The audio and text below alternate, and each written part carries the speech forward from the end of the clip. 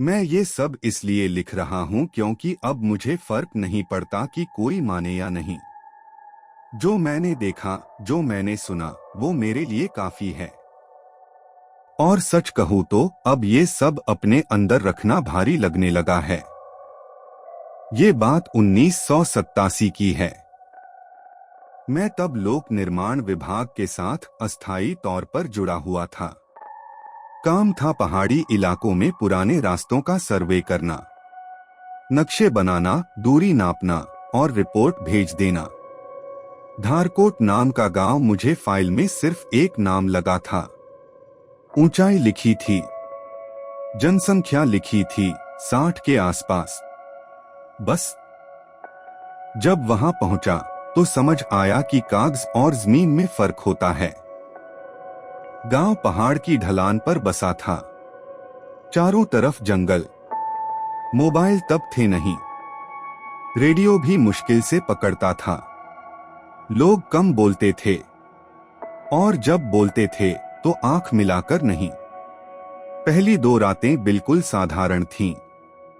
थकान के कारण जल्दी नींद आ जाती थी। तीसरी रात सब बदल गया। उस रात मुझे नींद खुली। कोई सपना नहीं था, कोई डरावनी चीज नहीं दिखी। बस लगा कि किसी ने बहुत हल्की आवाज में पूछा, सुन रहे हो?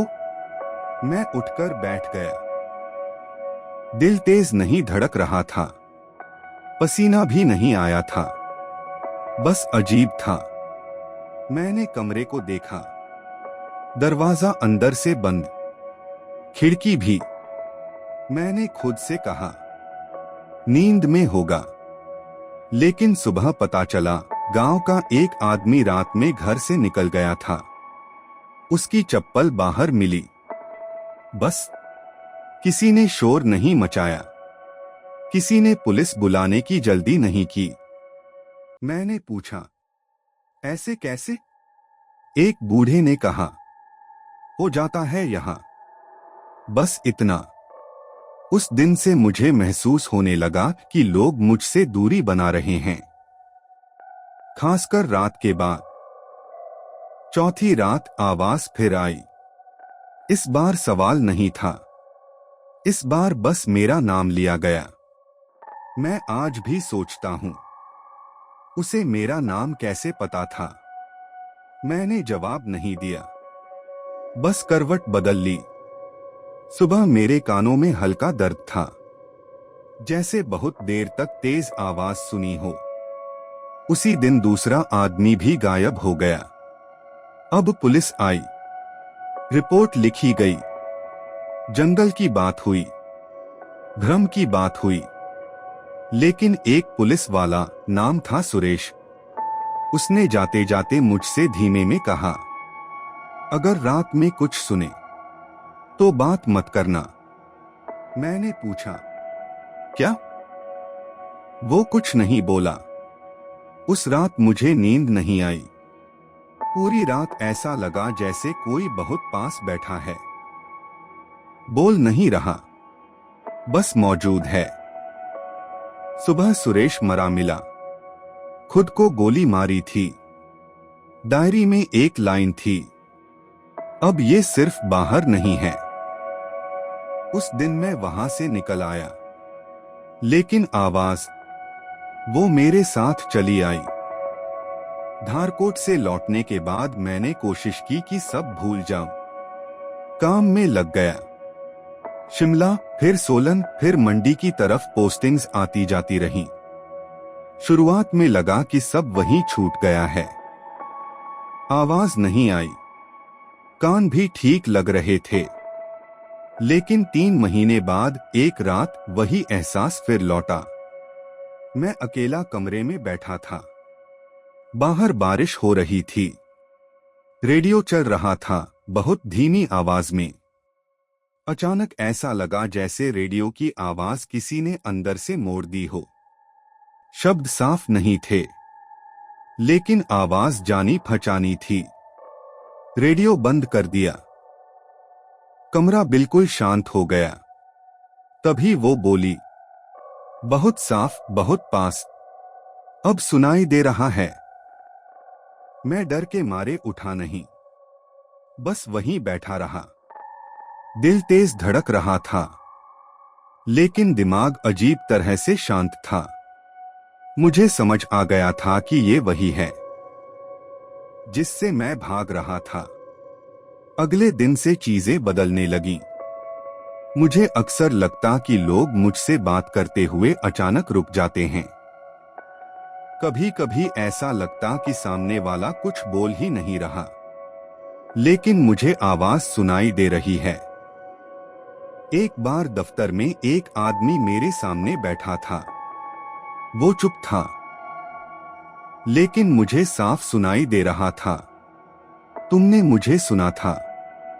मैं पसीने में भीग गया। उस आदमी ने कुछ कहा ही नहीं था। मैंने डॉक्टर को दिखाया। कान की जांच हुई, दिमाग का स्कैन हुआ, सब नॉर्मल। डॉक्टर ने कहा, शायद स्ट्रेस है। मैंने उसे क्या बताता। रातें सबसे मुश्किल हो गईं। नींद टूट टूट कर आती, और हर बार वही एहसास, जैसे कोई बहुत पास बैठा है लेकिन दिखाई नहीं देता। एक रात मैंने गलती कर दी। वो फिर आई, बहुत धीरे। इतने साल हो गए, अब भी नहीं बोलोगे? मैं थक चुका था, डर से ज्यादा गुस्सा था। मैंने धीरे से कहा, तुम चाहती क्या हो? कमरे में अचानक ठंड बढ़ गई, ऐसी ठंड जो सिर्फ हवा से नहीं आती। उसने कहा, सिर्फ सुनना। उस रात मेरे कान से खून निकला, बहुत ज्यादा नहीं, बस तकिए पर एक गहरा दाग। सुबह उठा तो सब नॉर्मल लग रहा था, लेकिन कुछ बदल चुका था। अब मैं सिर्फ उसे सुन नहीं रहा था, मैं दूसरों की आवाजें भी अजीब तरह से सुनने लगा था। कभी कभी लोग जो सोच रहे होते वो सुनाई देने लगता। मुझे समझ आ गया था कि ये कोई बीमारी नहीं है, ये वही चीज है जिसे धारकोट में लोग नाम देकर डरते थे, कर्ण पिचानी। मैंने दोबारा उस गांव के बारे में पूछताछ शुरू की। पुराने रिकॉर्ड्स निकाले। एक पुरानी फाइल मिली, 1916 की। उसमें एक नाम बार बार आया, कर्णनाथ। लिखा था कि उसने ध्वनि से जुड़ा प्रयोग किया था, और उसके बाद 11 लोग मरे थे। कोई लाश सही हालत में नहीं मिली थी, सबके कान अंदर से खराब थे। फाइल का आखिरी पन्ना गायब था। उसी रात उसने फिर कहा, तुम अब तैयार हो। मैं नहीं जानता था वो किस चीज के लिए तैयार होने की बात कर रही है, लेकिन इतना समझ गया था, ये यहीं खत्म नहीं होने वाला। उस रात धारकोट में मैं सोया नहीं। गांव खाली था, लेकिन खालीपन जैसा नहीं लग रहा था। ऐसा लग रहा था जैसे बहुत लोग हैं, बस दिखाई नहीं दे रहे। मैं कमरे में बैठा रहा। दरवाजा खुला था, फिर भी बाहर जाने का मन नहीं हुआ।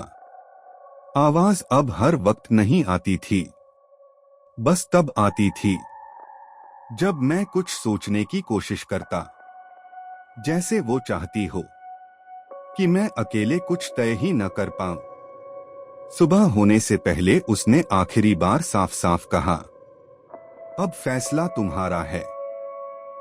मैं समझ गया था, अगर मैं यहां से चला गया तो ये आवाज मेरे साथ हमेशा रहेगी, और अगर मैं यहीं रुक गया तो शायद ये यहीं खत्म हो जाए। मैं गुफा की तरफ दोबारा गया।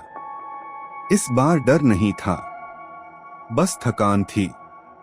गुफा के अंदर वही दबाव, वही भारीपन, लेकिन अब आवाज बिखरी हुई नहीं थी, एक ही जगह से आ रही थी। मुझे महसूस हुआ कि ये कोई भूत नहीं है, ये कोई आत्मा भी नहीं है। ये अधूरा रह गया इंसान है, जिसका शरीर खत्म हो गया, लेकिन जिसकी सुनने की भूख खत्म नहीं हुई। कर्णनाथ, मैंने धीरे से कहा, अगर मैं यहां रुक गया तो क्या दूसरों को छोड़ दोगे? काफी देर तक कुछ नहीं हुआ। फिर जवाब आया, कोई और सुनने वाला नहीं रहेगा। मैं वहीं बैठ गया। कानों में दर्द बढ़ने लगा। आवाजें तेज होती गईं, जैसे कई सालों की बातें एक साथ मेरे अंदर घुस रही हों। मुझे लगा मैं बेहोश हो जाऊंगा। जब होश आया तो बाहर धूप थी। गुफा शांत थी, पूरी तरह शांत। पहली बार कई सालों में मेरे कानों में कुछ नहीं बज रहा था। मैं वहां से निकल आया। गांव से नीचे उतरते वक्त मैंने पीछे मुड़कर नहीं देखा। किसी ने नहीं रोका। उसके बाद की जिंदगी बिल्कुल नॉर्मल रही। न आवाजें, न खून, न वो एहसास। सालों हो गए, लेकिन मैं ये सब इसलिए लिख रहा हूं क्योंकि कुछ दिन पहले मुझे एक चिट्ठी मिली। कोई पता नहीं था, कोई नाम नहीं। अंदर सिर्फ एक लाइन लिखी थी, अब तुम सुनते नहीं हो। उस दिन पहली बार मुझे डर लगा, क्योंकि अगर मैं नहीं सुन रहा तो शायद कोई और सुनने लगा है। और अगर कभी पहाड़ों में रात को अचानक सन्नाटा गहरा हो जाए और लगे कि कोई बहुत पास खड़ा है, तो जवाब मत देना, क्योंकि कुछ आवाजें सिर्फ सुने जाने का इंतजार करती हैं। और एक बार अगर उन्होंने आपको सुन लिया तो फिर आप लिखने वाले नहीं रहते। उस रात धारकोट में मैं सोया नहीं। गांव खाली था, लेकिन खालीपन जैसा नहीं लग रहा था। ऐसा लग रहा था जैसे बहुत लोग हैं, बस दिखाई नहीं दे रहे। मैं कमरे में बैठा रहा। दरवाजा खुला था, फिर भी बाहर जाने का मन नहीं हुआ। आवाज अब हर वक्त नहीं आती थी, बस तब आती थी जब मैं कुछ सोचने की कोशिश करता, जैसे वो चाहती हो कि मैं अकेले कुछ तय ही न कर पाऊं। सुबह होने से पहले उसने आखिरी बार साफ साफ कहा, अब फैसला तुम्हारा है।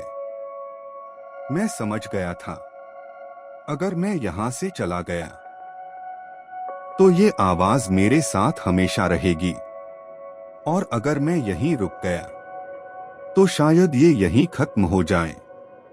मैं गुफा की तरफ दोबारा गया।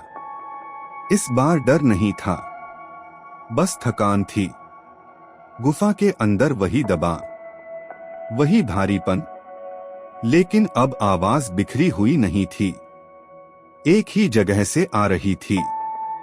मुझे महसूस हुआ कि ये कोई भूत नहीं है, ये कोई आत्मा भी नहीं है। ये अधूरा रह गया इंसान है, जिसका शरीर खत्म हो गया, लेकिन जिसकी सुनने की भूख खत्म नहीं हुई। कर्णनाथ, मैंने धीरे से कहा, अगर मैं यहां रुक गया तो क्या दूसरों को छोड़ दोगे? काफी देर तक कुछ नहीं हुआ। फिर जवाब आया, कोई और सुनने वाला नहीं रहेगा। मैं वहीं बैठ गया। कानों में दर्द बढ़ने लगा। आवाजें तेज होती गईं, जैसे कई सालों की बातें एक साथ मेरे अंदर घुस रही हों। मुझे लगा मैं बेहोश हो जाऊंगा। जब होश आया तो बाहर धूप थी। गुफा शांत थी, पूरी तरह शांत।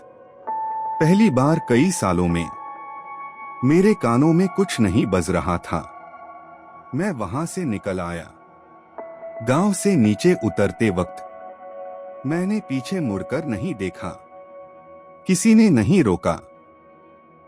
उसके बाद की जिंदगी बिल्कुल नॉर्मल रही। न आवाजें, न खून, न वो एहसास। सालों हो गए, लेकिन मैं ये सब इसलिए लिख रहा हूं क्योंकि कुछ दिन पहले मुझे एक चिट्ठी मिली। कोई पता नहीं था, कोई नाम नहीं। अंदर सिर्फ एक लाइन लिखी थी, अब तुम सुनते नहीं हो। उस दिन पहली बार मुझे डर लगा, क्योंकि अगर मैं नहीं सुन रहा तो शायद कोई और सुनने लगा है।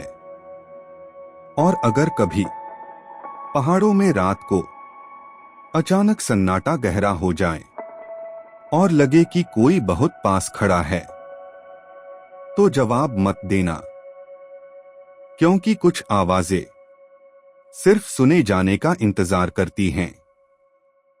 और एक बार अगर उन्होंने आपको सुन लिया, तो फिर आप लिखने वाले नहीं रहते।